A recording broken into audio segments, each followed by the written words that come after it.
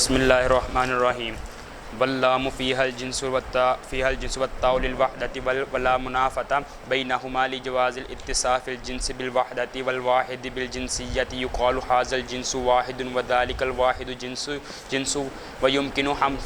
جنس ويمكن حملها على الأحد الخارجي برادة الكلمة المذكورة على ألسنة النحاة. بسم اللہ الرحمن الکلمۃ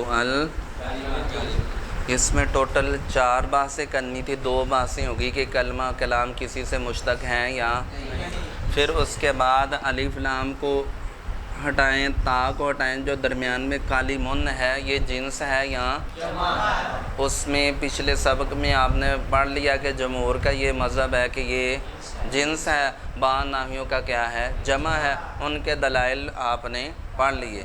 اچھا، جب اس درمیان میں کالی من جو معروض ہے اس کی بات ہوگی تو اب شروع میں جو الف لام ہے اور آخر میں جو تا اس کے عارضی ہیں ان کی بات کرنے لگے ہیں. ٹھیک ہے، تو تیسری اور چوتھی بحث کہ شروع میں الف لام کون سا ہے، آخر میں تا کون سی ہے.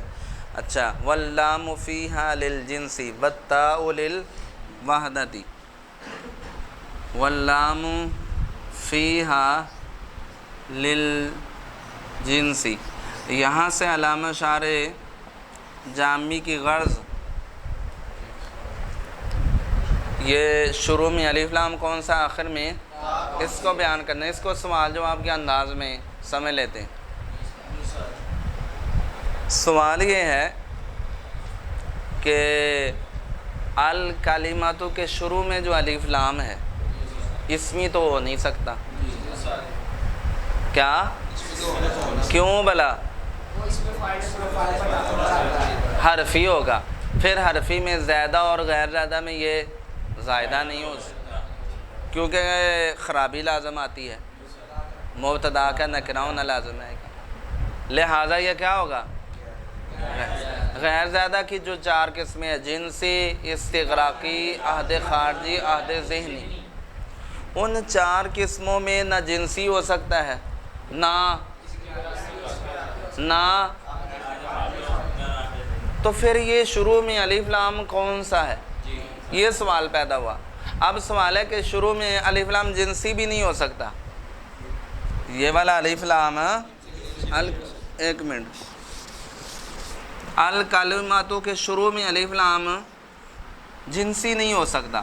وجہ اس کی یہ ہے، آپ نے پڑھا ہے جنس کس کو کہتے ہیں؟ جس کا اطلاق تو الف لام جنسی ہو تو پھر اس کا تقاضا یہ ہے کہ اس سے مراد قلیل و کثیر دونوں ہیں. اس سے مراد قلیل و کثیر، اور آخر میں تا وحدت کی ہے، وہ کہتی ہے قلیل و کثیر دونوں نہیں بلکہ صرف ایک. صرف الف لام کا کیا تقاضا ہے؟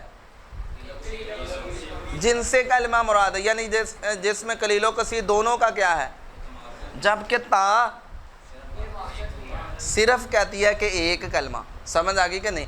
تو شروع والا اور طرف ٹانگ کھینچ رہا ہے اور آخر میں تا کہتی ہے صرف ایک، تو دونوں کا اجتماع درست. لہٰذا الف لام جنسی لینا. اگر الف لام استغراقی لیں تو اس میں بھی اس کے اندر بھی عموم ہوتا ہے، تمام افراد مراد ہوتی ہیں. لہٰذا اس میں بھی عموم ہے، وہ بھی مراد، کیونکہ آخر میں تا وحدت کی ہے جو صرف ایک پد کچھ پلے پڑا. اگر کیا لیں وہ بھی نہیں لے سکتے. عہد خارجی کا جو مدخول ہے وہ معین ہوتا ہے، خاص ہوتا ہے، اور یہاں کوئی خاص کلمہ کہ جس کو کیا کیا جائے. لہٰذا عہد خارجی بھی. اگر عہد ذہنی لے تو ایسی صورت میں آپ نے پڑھا ہے عہد ذہنی کا مدخول نکرہ کے حکم میں ہوتا ہے. پھر یہ نکرہ ہوگا، ہم نے اس کو مبتدا بنانا ہے، اور مبتدا کیا ہوتا ہے. لہٰذا عہد ذہنی بھی نہ جنسی لے سکتے ہیں، نہ استغراقی، نہ عہد تو پھر یہ کون سا ہے؟ تو علامہ جامی نے اس کا جواب یہ دیا کہ یہ الف لام جنسی ہے اور آخر میں تا وحدت کی ہے. الف لام واللام فیہا للجنسی، اور لام اس میں جنس کا ہے اور تا وحدت کے لیے ہے. ولا منافات بینہما، دونوں کے درمیان کوئی منافات اور ٹکراؤ نہیں ہے. حصے دے دیا کہ سوال کا سوال یہ ہے حضرت آپ الف لام جنسی لے رہے ہو جبکہ آخر میں تا وحدت کی ہے، اور جنس اور وحدت میں تو کیا ہے؟ تو علامہ شارح جامی نے ولا منافات بینہما سے اس کا جواب دے دیا کہ جنس اور وحدت کے درمیان کوئی ٹکراؤ نہیں۔ یہ بات سمجھیں کہ وحدت کی کتنی قسمیں؟ 4۔ وحدت جنسیہ، وحدت نوعیہ، وحدت صنفیہ اور وحدت فردیہ اور شخصیہ۔ سمجھ آ گئی کہ نہیں؟ کون کون سی؟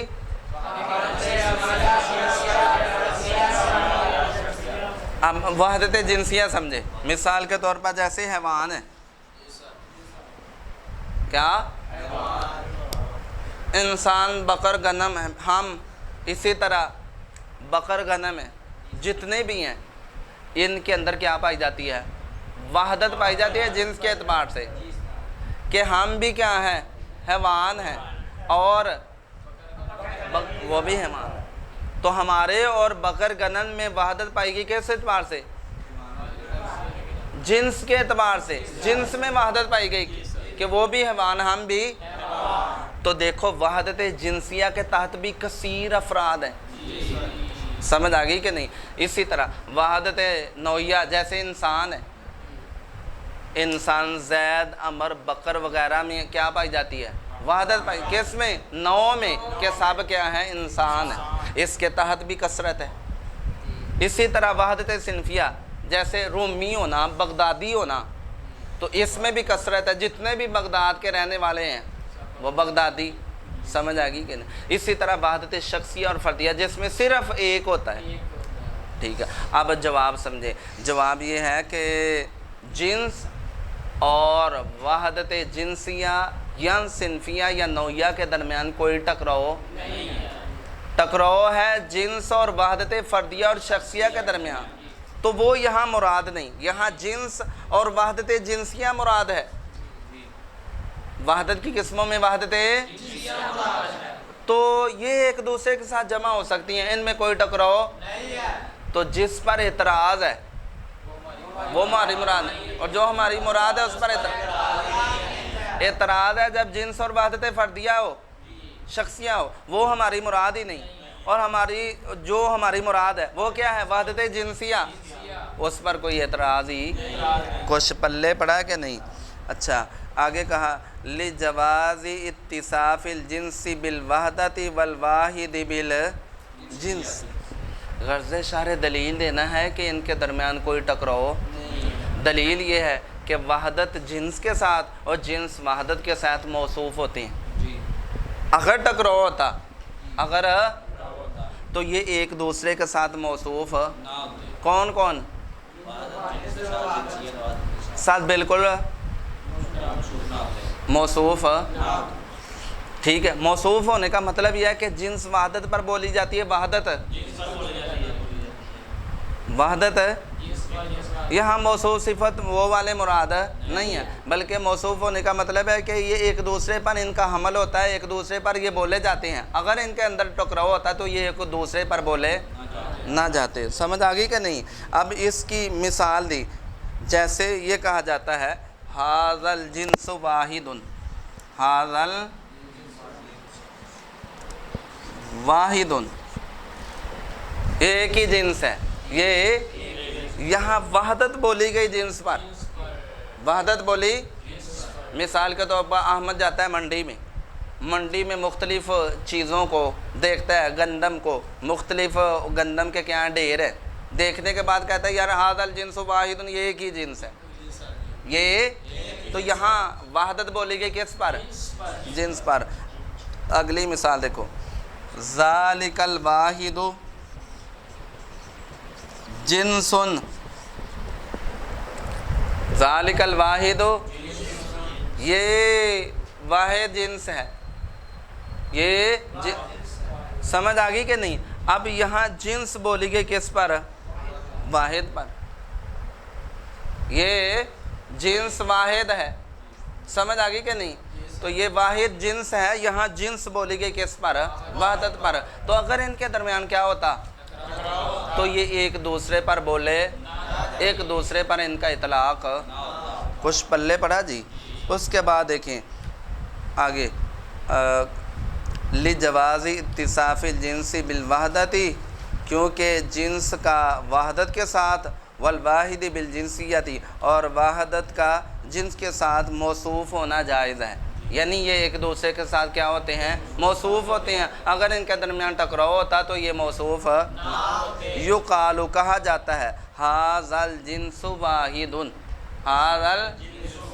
یہ ایک ہی جنس ہے، وذالک الواحد جنس، اور یہ واحد جنس ہے۔ آگے دیکھیں وَيُمْكِنُ حَمْلُهَا عَلَى الْعَهْدِ الْخَارِجِيِّ، غرض شارح جامی اسی اعتراض کا دوسرا جواب دینا ہے، اسی اعتراض کا کہ شروع میں الف لام جنسی ہے، آخر میں تا، یا شروع میں الف لام عہد اور آخر میں تا وحدت فردیہ کی ہے، آخر میں تا، اس صورت میں تا وحدت فردیہ کی لے سکتے ہیں، سمجھ آگئی کہ نہیں؟